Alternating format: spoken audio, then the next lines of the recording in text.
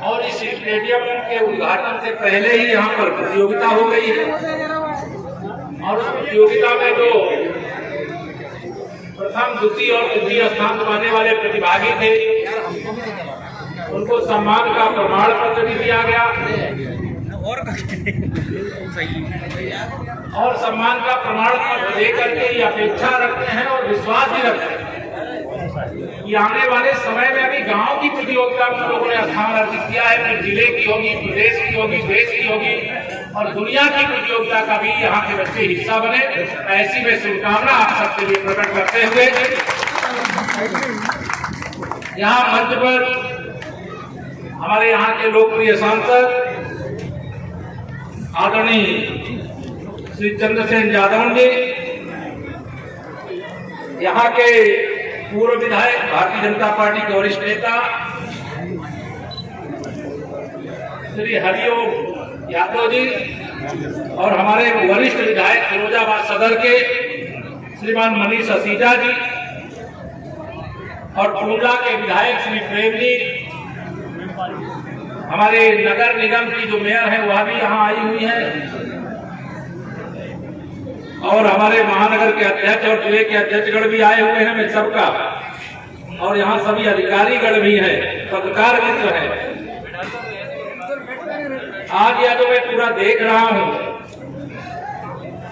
इस स्टेडियम की लागत लगभग 40 लाख रुपए,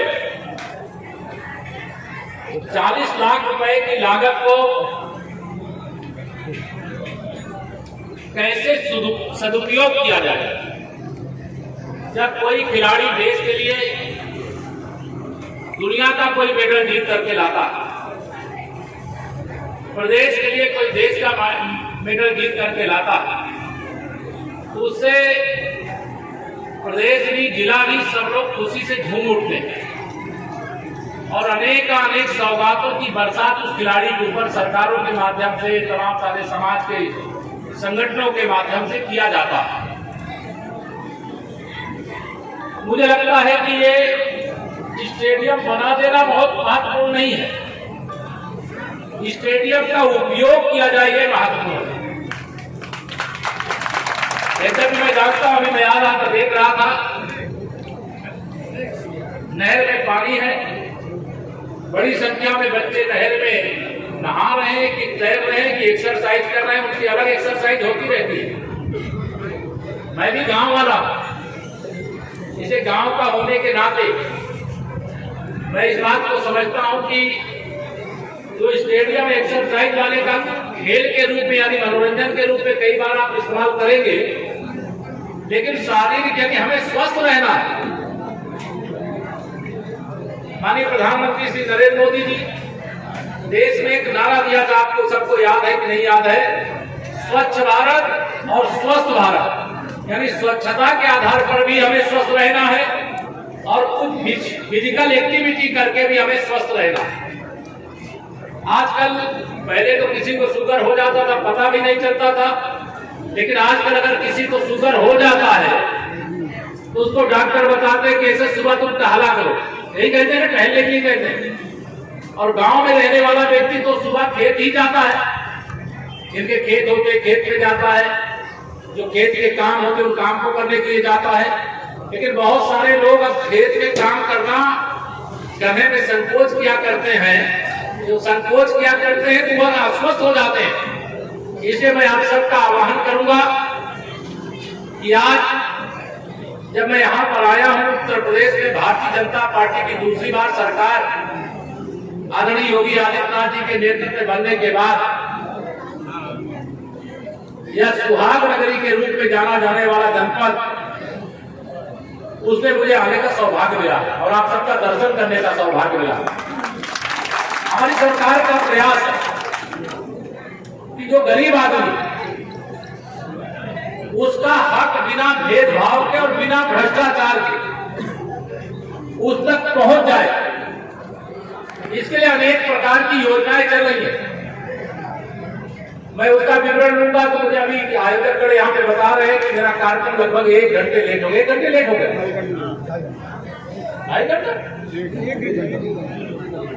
1 घंटा 2.5 घंटा आप लोगों को थोड़ा पहले बताया गया हो कि आप पहले आ जाओ, इसलिए आपके हिसाब से 2.5 घंटा हो गया। लेकिन मेरा जो शेड्यूल था उसमें लगभग 1 घंटे विलंब। मैं एक योजना की चर्चा करता हूं, आप सबसे फीडबैक लेना चाहता हूं और बिना डरे, ये सरकार आपकी है।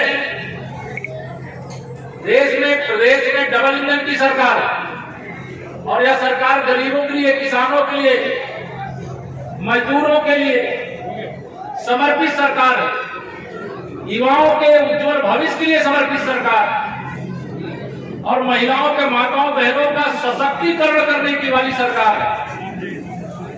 मैं नहीं जानता आपकी ग्राम सभा में जो हमारे समूह है यहाँ पर बने हैं कि नहीं बने, मैंने इसका हिसाब नहीं मांगा, लेकिन समूह के माध्यम से हम अनेक काम करते हैं। तो हमारी माताओं बहनों के पास आय का कोई स्रोत नहीं होता है, वो स्वयं अपना कमाई करना शुरू कर देती। कोई समूह बनाए कि नहीं गाँव महिलाओं का, तो समूह वाली बहनें जरा हाथ उठा दो केवल। अरे वाह, बना हुआ तो बहुत अच्छा, सबको अभिनंदन करता हूं। लेकिन अभी समूह जो बने हैं हमारे प्रदेश में वो लगभग 6 लाख के आसपास। अभी 10 लाख से अधिक समूह और बनाए जा रहे। कोई भी ऐसा काम नहीं है जो महिलाएं नहीं कर सकती और पूरे उत्तर प्रदेश का उदाहरण, जो काम समूह को सौंपा गया है उन्होंने उसमें नंबर 1 का स्थान अर्जित करने का काम किया है। आजकल जहां राशन की दुकानें, हमारी सरकार का क्या प्रयास है, जब से कोरोना का संकट आया था फ्री में राशन देने का काम गरीबों को माननीय प्रधानमंत्री जी ने, माननीय मुख्यमंत्री जी ने बनाया। राशन की दुकानों से आप तक पहुंचे। मुझे कुछ शिकायत मिली है, कुछ राशन की दुकान वाले जितना राशन आपको देना चाहिए उस राशन में कुछ गड़बड़ी करते हैं। मैं नहीं जानता आपके गांव में गड़बड़ी है कि नहीं है, लेकिन एक चीज की समीक्षा करेंगे। जो गड़बड़ करेगा, चाहे ठेकेदार होगा और चाहे कोई अधिकारी के साथ मिली भगत करने वाला होगा, तो उसको बख्शेंगे नहीं। आप सबके सामने आप कह करके जा रहे हैं। हमारी सरकार का एकमात्र लक्ष्य है कि कैसे हम प्रदेश को देश में नंबर 1 बनाए। प्रदेश जब गांव विकास करेगा तभी तो प्रदेश का विकास होगा, क्योंकि गांव में 70% से अधिक लोग रहते हैं और यहाँ का कोई व्यक्ति अगर शहर में जाता है तो इसलिए जाता है कि गांव में उसके पास रोजगार नहीं है। हमारी सरकार का यहाँ भी अनेक योजनाएं हैं। अभी अब इसी स्टेडियम में कहेंगे, यहाँ जो जिलाधिकारी भी हैं, यहाँ पे सब विकास से जुड़े अधिकारी हैं। यहाँ कुछ चीजें तो मैं देख रहा हूँ कि आपने इसमें पेंटिंग कराई हुई है, लेकिन अभी और दीवार खाली मुझे दिखाई दे रही है। इसमें भी सरकार की जो अनेक योजनाएं, उन योजनाओं का यहाँ पे डिस्प्ले हो जाए। कोई यहाँ पे फ्लैक्स लगाने की जरूरत नहीं है। इसी दीवार में पेंटिंग करा करके क्या क्या योजना गांव में दी जा सकती है, क्या क्या दी जा सकती है, कैसे आपकी आमदनी बढ़ सकती है। कई बार कई लोग आते मेरे पास भी आते हैं कि हमें एक छोटी सी नौकरी दिला दो, 5,000, 10,000, 15,000 रुपए वाली। लेकिन हम 5,000, 10,000, 15,000 की नौकरी दिलाने के विरोध में नहीं है, लेकिन हम चाहते हैं आप 10, 20, 25 लोगों को 10,000, 20,000, 25,000 रुपए महीने कमाने वाले छोटा छोटा जो लघु उद्योग है वो अपने गांव में लगाएं। सरकार का खजाना उसके लिए पूरा हुआ है, लेकिन आपको उसके बारे में मालूम नहीं होता। आप उसकी जांच करनी, कहीं कोई अड़चन करता है उसकी सूचना दीजिए। आजकल तो हर चीज सबके पास आजकल रहता है। मोबाइल में देख रहा हूँ कई हमारे साथी जो है उसको रिकॉर्ड कर रहे हैं, फोटो खींच रहे हैं, तो सबके पास आजकल मोबाइल फोन होता है। अब मोबाइल फोन में केवल ये नहीं कि हम केवल फेसबुक चलाएंगे, उसमें ट्विटर का इस्तेमाल करेंगे, व्हाट्सएप चलाएंगे, बस इतनी दुनिया नहीं है। इससे आगे भी बहुत बड़ी दुनिया है। आप कोई भी आपका मन में सवाल आता है, उस सवाल को आप गूगल पे डालिए कि इस सवाल का जवाब क्या है। मैं अगर कोई फैक्ट्री लगाना चाहता हूँ गांव के स्तर पर, कृषि के क्षेत्र, आप एक क्लिक मारेंगे, एक आप उसमें अपनी समस्या डालेंगे तो तमाम रास्ते आपको बताने के लिए गूगल के प्लेटफॉर्म से आपको व्यवस्था मिल जाएगी। मैं आप सबको यह कह करके जाना चाहता हूं कि जिले का प्रशासन तो जो करना वो करेगा ही, सरकार भी हर समय आपकी पहरेदार के रूप में आपके साथ खड़ी है। और यह सरकार देखिए, गुंडों और माफियों को तो हम छोड़ने वाले हैं। बहुत सारे मैं जानता हूं इस क्षेत्र में मेरे पास सूचना आती है। अभी मैं आज आया हूं सुबह से कि किसी गुंडे माफिया अपराधी ने किसी जमीनें कब्जा करके रखा है। लोग डरते हैं कि अगर इसके खिलाफ शिकायत करेंगे तो शाम को आकर के हमको मारेगा, हमारे बच्चों को मारेगा, ऐसा डर रहता है ना लोगों को। लेकिन अब डरने की जरूरत नहीं। अगर किसी को लगे कि अपना नाम नहीं लिखना है तो बिना नाम लिखे भी आप शिकायत कर दीजिए कि सही शिकायत करिएगा। हम उसकी जांच करवा करके भी ऐसे माफियाओं के खिलाफ कठोर से कठोर कार्रवाई करेंगे। हम भयमुक्त उत्तर प्रदेश बनाना चाहते हैं। भयभीत अगर कोई हो उत्तर प्रदेश में तो कोई अपराधी है वो भय में रहे, कोई माफिया है वो भय में रहे, लेकिन जनता भयमुक्त रहनी चाहिए। जनता को डर नहीं लगना चाहिए, डर केवल अपराधी को लगना चाहिए। हम एक ऐसे वातावरण का निर्माण प्रदेश में कर रहे हैं। बहुत सारी बातें आप सबसे मैं पूछता कि आप भी कुछ बता दो, आपके गांव में जो विकास का काम हो रहा है उसमें कोई गड़बड़ी तो नहीं हो रही है, लेकिन उतना समय का आज अभाव रहेगा।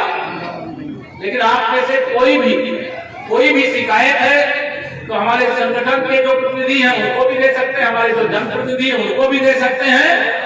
और यहाँ सब स्मार्ट बॉय दिखाई दे रहे हैं, सब नौजवान बच्चे। आपको सरकार के भी बहुत सारे प्लेटफॉर्म ऐसे हैं जिसमें आप शिकायत अपनी दर्ज करा सकते हैं। वह शिकायत दर्ज कराने का भी काम करिए।